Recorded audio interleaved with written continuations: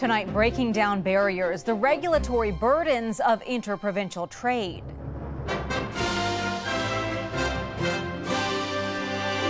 Finding new trading partners and increasing business north of the border. And even though I can see Quebec, it might as well not exist in terms of a potential customer. What's standing in the way? A final farewell. Mourners gathered to commemorate the life and legacy of the late Aga Khan. Today was definitely very emotional for me. And celebrating the fighting spirit of wounded soldiers and veterans. Show the world why you are Invictus. A star-studded opening ceremony for the Invictus Games. Plus, preparing for kickoff and the big budget ads. But a bowl? How about a Super Bowl? Marketers look for maximum exposure as fans tune in for the Super Bowl commercial lineup. Oh my gosh, so good!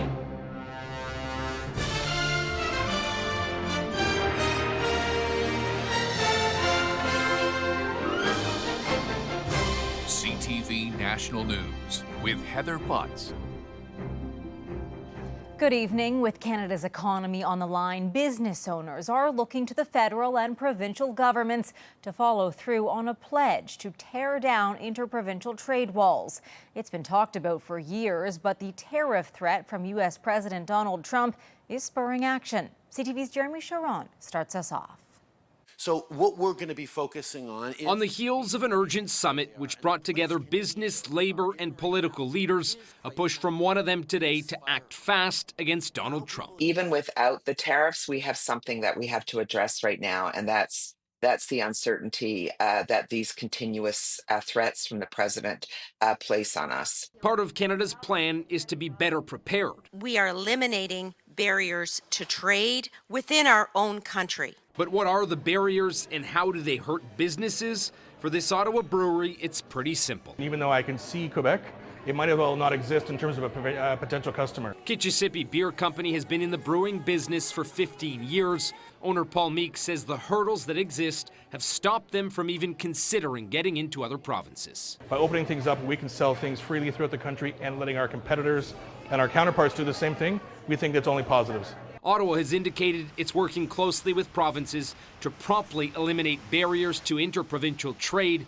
and say they can do it in a month. I think people looking for a quick fix by simply signing some kind of deal or a piece of paper and making all these things go away, whatever they are, I think that's a little bit of wishful thinking. Those barriers include restrictions on the sale of alcohol, regulatory standards for industries like trucking that vary by province, as well as labor mobility limitations due to differences in licensing and certification requirements. I just think that we need to be realistic about what the barriers to doing more of that trade are. One of them is obviously distance, right? BC is a long way away from Nova Scotia. The federal government has said removing existing barriers could lower prices, boost productivity, and add up to $200 billion to the economy. But despite being aware of those financial benefits, successive federal and provincial governments have been unable to eliminate those barriers in the past, even with widespread support from various industries. Heather? All right, Jeremy, thank you. The threat of tariffs is dominating conversations and Canadian politics. The basis for a snap election call in Ontario, and now a key issue on the campaign trail. But new data reveals most people in that province are against heading to the polls early. CTV's Colton Prale reports. On factory floors, on construction sites, in retail stores. Doug Ford is pushing for a new mandate he says is needed to deal with the threat posed by Donald Trump's second term as president. For the next 4 years, we're in a battle for the future of our economy, for the future of our province and the future of our country. Today, Ford promised if re-elected, he would fund new aerial supports for police forces in Niagara and Windsor to help monitor the border and combat organized crime. But new polling shows over 60% of Ontario voters at least somewhat disagree with Ford's snap election call. I think it's totally a political tool. We don't need this election. Absolute waste of money. He says he needs another mandate. He's got a mandate. It's going to run 15 months more. Meanwhile, Ford's opponents are focused on his domestic track record, hoping affordability and healthcare initiatives like the NDP's proposed grocery rebate can help them take Queen's Park. Our rebate is going to give lower and middle income families extra help every month. Data from Statistics Canada shows Ontarians have the lowest self-reported life satisfaction of any province. Financial difficulties, low confidence in the education system, and an overall fair or poor mental health are some of the key drivers. But strategists say how important that will be at the polls depends almost entirely on Washington. They're going to need luck that Donald Trump stays out of Canada's grill as his profile diminishes, and it has over the past week. People's fears about health care and about affordability rise to the surface. Ford will look to keep the focus on Donald Trump as he and the other premiers travel to Washington next week, advocating about the importance of the Canada-U.S. trade relationship. Heather. Colton, thank you. Meanwhile, candidates vying to be the next federal Liberal Party leader will soon face off in a pair of debates. The party revealing today that Montreal will host a French language debate on February 24th, followed by a debate in English on February 25th. Dignitaries from across the globe, including Canada's Prime Minister, gathered in Portugal today for the funeral of Karim al-Husseini, spiritual leader to millions of Ismaili Muslims and an honorary Canadian. The late Aga Khan leaves behind a legacy remembered fondly today by many in this country. CTV's Kamal Karamali reports. The prayers grew louder, carried by raw emotion as the Aga Khan's casket drew closer. His eldest son and successor tearfully watched on. The funeral of Prince Karim al-Husseini Aga Khan, the leader of millions of Ismaili Muslims, attended by his followers and global leaders. Among them, Prime Minister Justin Trudeau. The Trudeau family has close ties to the Aga Khan. His father, Pierre Trudeau, gave refuge to roughly 6,000 Ismailis fleeing Uganda in the 70s. Now there's an estimated 120,000 Ismaili Muslims here in Canada. Today, in the early hours of the morning, many of them packed into here, the Ismaili Center in Toronto, to watch a live stream of the funeral. I think today was definitely very emotional for me. Mourning the spiritual leader who gave many of his followers a future in Canada. My dad and my grandmother came from the DRC, the Congo, 50 years ago. And just to hear their stories of, not having much. The Aga Khan leaving behind a legacy etched into Canadian society. I exist in Canada because of the guidance of the Aga Khan. While Ismaili Muslims pause to remember the past, the future has already arrived. We're all in a phase of transition. Prince Rahim Aga Khan now looking to walk in his father's footsteps and leave his own mark. He has a particular interest in climate change and environment, and I think that might be an area that he's going to start to think about. But for now, it's about honoring a life of leadership, philanthropy, and generosity. The Aga Khan will be laid to rest in a private funeral in Egypt Sunday. Kamal Karamali, CTV News, Toronto. After paying his respects at the Aga Khan's funeral, Justin Trudeau is now heading to a summit in Paris. Part of the agenda there, rallying international support for Canada. CTV's Rachel Ayala is in Paris tonight with more. Rachel. With U.S. President Donald Trump threatening Canada's economy and sovereignty, Prime Minister Justin Trudeau is looking to shore up relationships with other allies. Trudeau is spending the next 4 days in Europe trying to strengthen transatlantic cooperation on trade and security. While here in Paris, the Prime Minister will be speaking at an AI Action Summit hosted by French President Emmanuel Macron. With the summit bringing together industry and government representatives from close to 100 countries, the Prime Minister has plans to meet with other world leaders on the sidelines. Among the attendees Trudeau may cross paths with is U.S. Vice President J.D. Vance, who is leading the American delegation.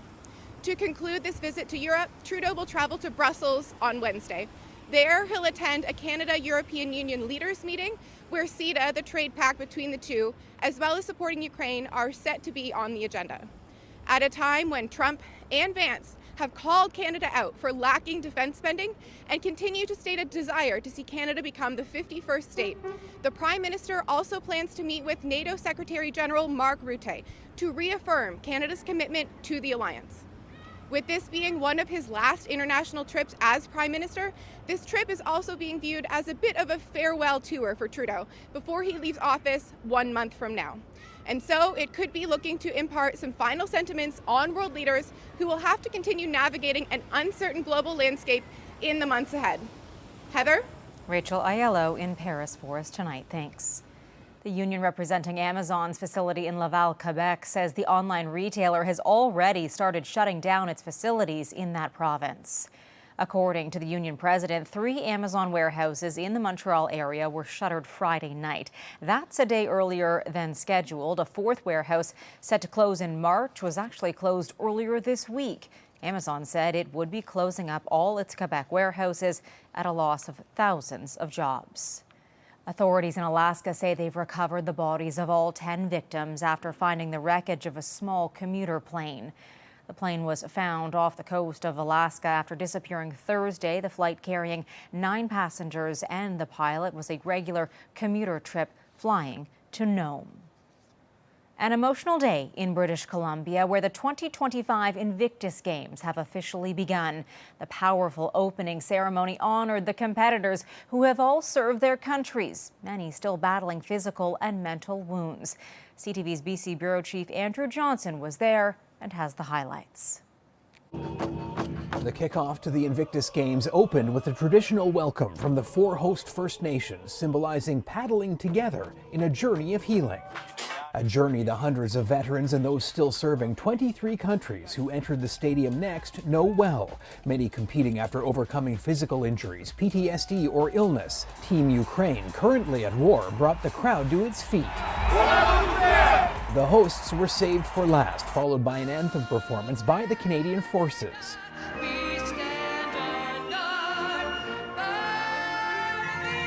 BC's Nelly Furtado performed with inspirational breakdance group Ill Abilities.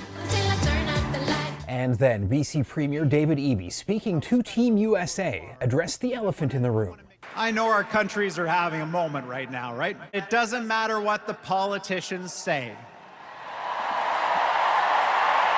If we ever need you, and it came down to it, I know you'd be there in a second. As the Duke and Duchess of Sussex looked on, next a greeting from CTV National News chief anchor Omar Sachedina and CTV Vancouver's Mi Jung Lee. It is so great to be here with all of you, back in my hometown. Introducing longtime Invictus supporter Chris Martin of Coldplay. Following Martin's soaring set, Canadian bagpiper Master Corporal James Gendron and singer-songwriter Noah Kahn. Then the founder of the Games and hero to many in the building, Prince Harry.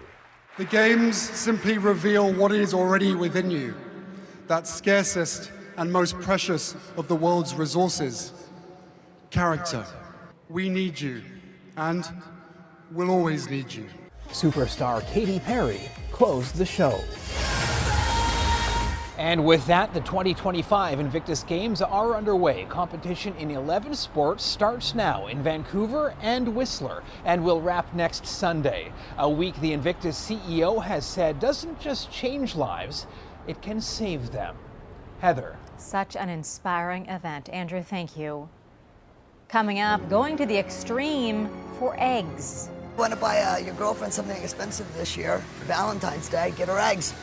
Why prices are soaring in the U.S. with some stores now rationing them. Plus, the countdown to kickoff and those iconic commercials.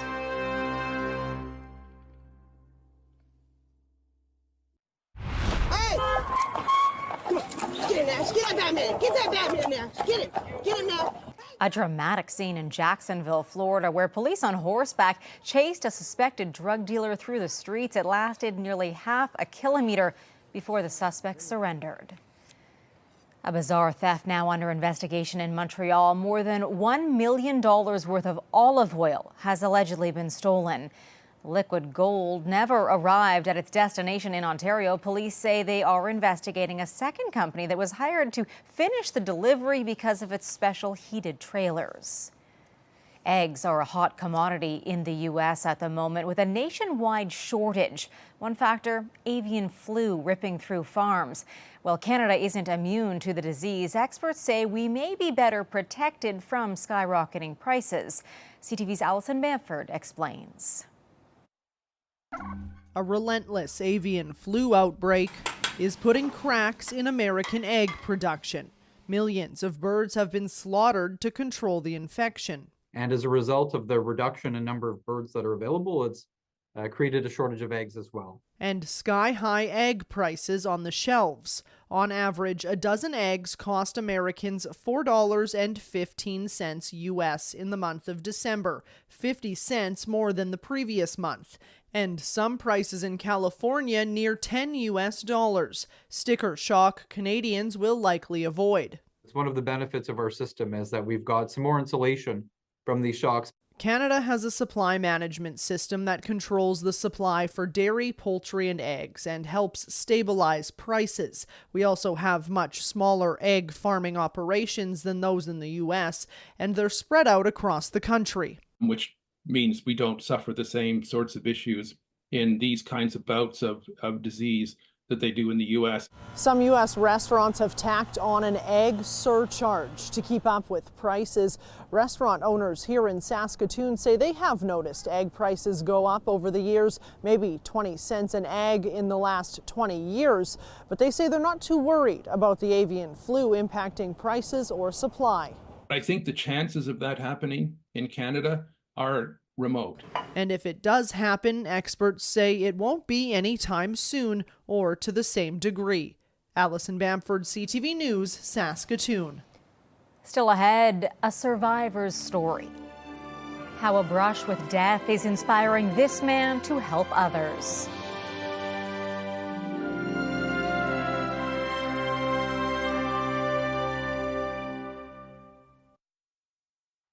Across the country, people born with heart disease and defects are living longer, but there are still gaps in the healthcare system. One Montreal man shared his story with CTV's Maria Saru about overcoming a near-death experience and his mission to inspire others. Today, Émile Beauchamp can safely pass a football to a friend. But 6 years ago, the activity almost killed him on a beach in Mexico. I just collapsed into the water. My friends kind of thought I was playing a joke at first, but after a minute, they kind of realized it might be serious. His heart suddenly stopped beating. 50 minutes of CPR and 9 electric shocks saved his life. But he was in a coma for 4 days. It was hard. It was really hard. Asked myself a lot of existential questions, we could say.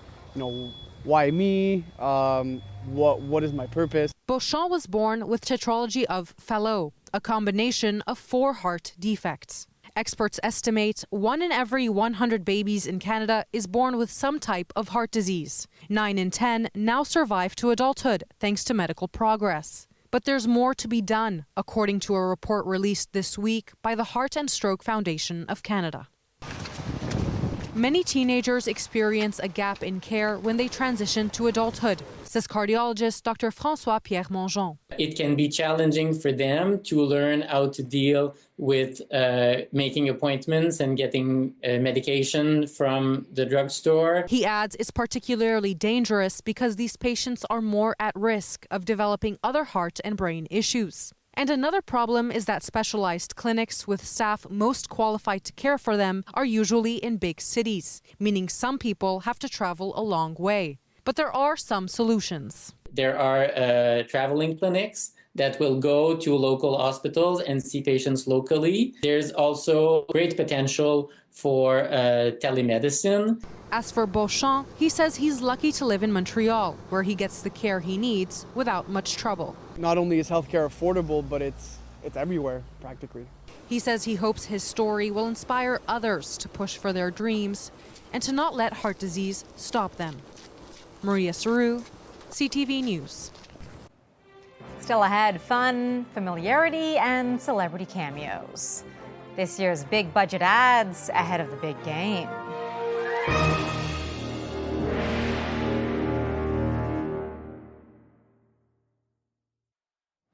This is Super Bowl weekend with the reigning champs Kansas City Chiefs taking on the Philadelphia Eagles in New Orleans.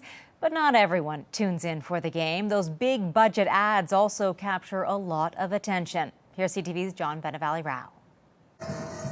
While the stage is set and fans are looking forward to Sunday's game, that other big Super Bowl event.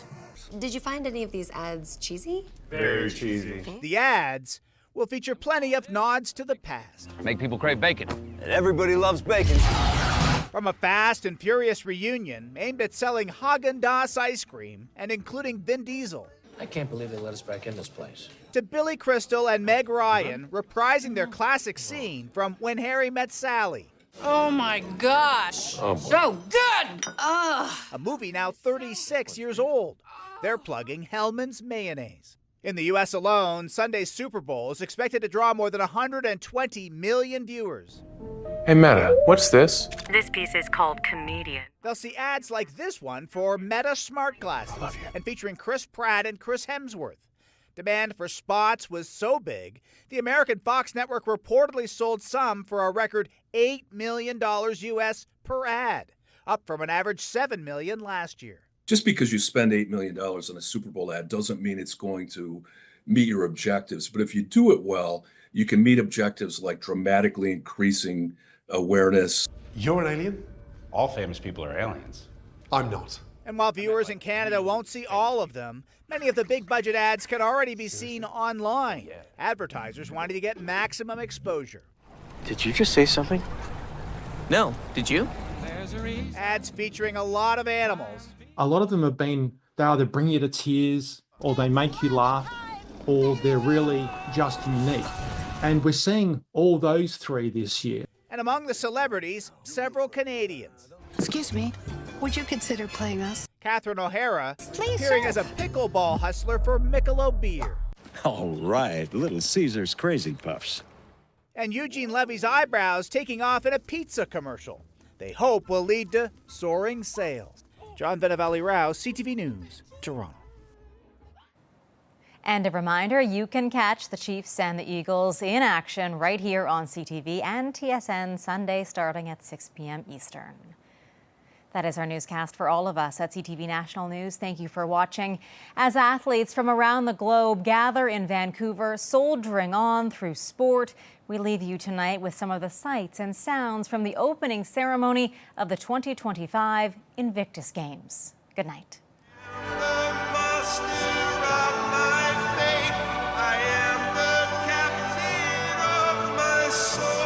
Your resilience, your humanity, illuminate a path forward for us all, and for that we thank you.